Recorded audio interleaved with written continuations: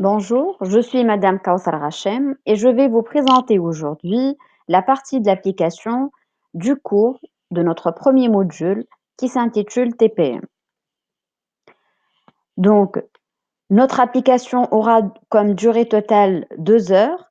Le matériel nécessaire pour notre application sera un PC et une connexion Internet et nous aurons besoin de quelques outils de calcul, à savoir soit une page Excel ou toute une autre application qui permet le calcul des données.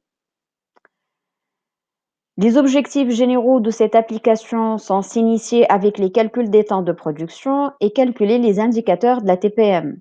Spécifiquement, à la fin de cette application, vous serez capable de calculer les différents temps de production et d'interpréter les différentes valeurs de TRG et TRS trouvées. Les prérequis nécessaires à notre application seront les notions de base de la TPM et les démarches de calcul des temps et des indicateurs TPM. Commençons tout d'abord par un petit rappel des différents indicateurs et tout de la TPM et commençons par le temps d'ouverture qui sera décomposé en temps requis et temps non requis.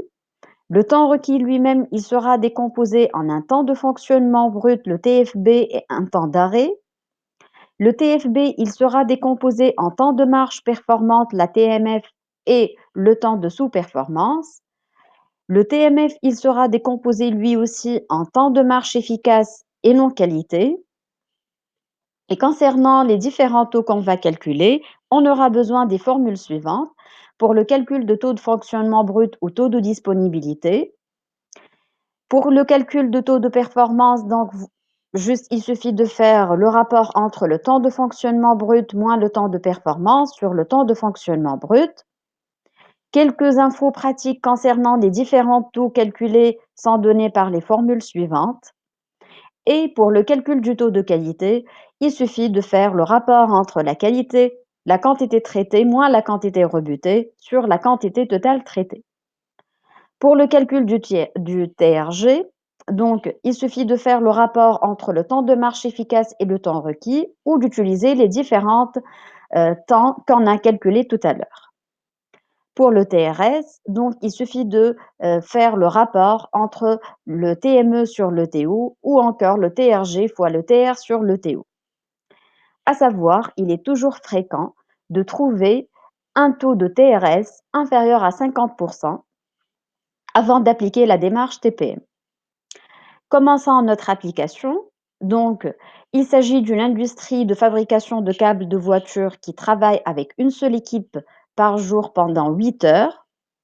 Afin de déterminer le TRG et le TRS, nous disposons des données suivantes. Donc, le temps non requis machine est égal à 40 minutes. Les arrêts machine sont comme suit. Donc, nous avons estimé le temps de changement de série à 20 minutes. Les temps des différentes pannes trouvées sont égales à 20 minutes. Et les temps réglage, donc les temps nécessaires à tout réglage pendant notre fonctionnement, est égal à 10 minutes. Alors, je vous demande ici, en se basant sur ces données, de calculer le temps d'ouverture, le TO, le temps requis TR et le temps de fonctionnement brut, le TFB. Sachant que la cadence théorique est égale à 120 pièces par heure, et nous avons trouvé, en examinant notre travail, le temps de cycle réel donne une cadence égale à 100 pièces par heure, je vous demande ici de calculer le temps nécessaire pour la production d'une pièce et de déduire la quantité des pièces produites par jour.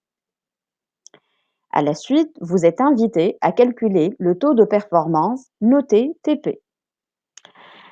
Sachant maintenant que la quantité réalisée est égale à 600 pièces par jour et la quantité rebutée est égale à 18 pièces, ces 18 pièces, 12 pièces parmi lesquelles sont récupérables et le reste sont irrécupérables. Je vous demande ici de calculer le temps de qualité, le taux de rendement global, le TRG, de calculer le TRS et d'interpréter les différentes valeurs trouvées. Bon travail et merci pour votre attention. N'hésitez pas de m'écrire sur mon email présenté sur l'écran. Merci.